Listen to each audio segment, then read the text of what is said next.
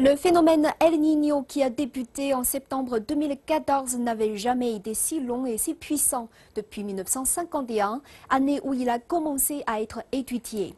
Il est similaire à celui qui a provoqué les inondations du Yangtze en 1998.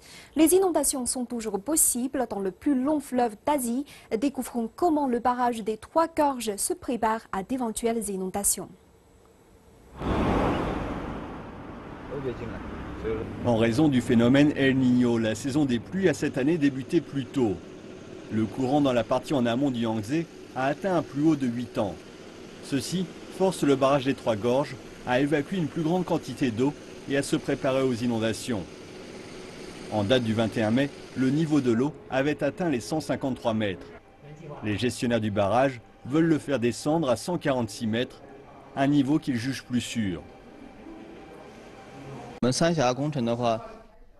Depuis avril, le barrage libère chaque jour de l'eau selon une directive de l'administration publique de contrôle des inondations et de lutte contre la sécheresse. Nous allons libérer début juin un total de 22,15 milliards de mètres cubes d'eau.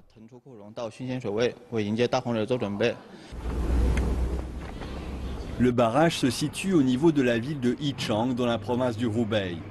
C'est un système de contrôle d'eau multifonctionnel qui consiste en un barrage de 2300 mètres de long et 185 mètres de haut.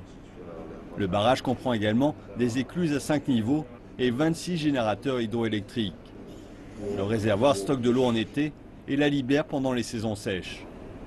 Cette année, les autorités ont annoncé que 21 barrages du réservoir seront coordonnés pour faire face à d'éventuelles inondations.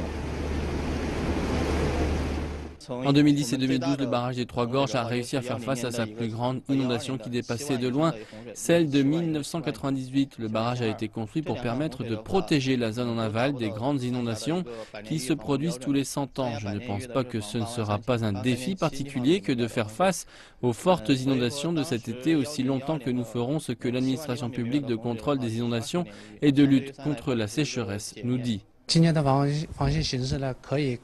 La situation de contrôle des inondations et de lutte contre la sécheresse est extrêmement préoccupante sur le Yangtze, mais nous pouvons dire que les risques sont contrôlables.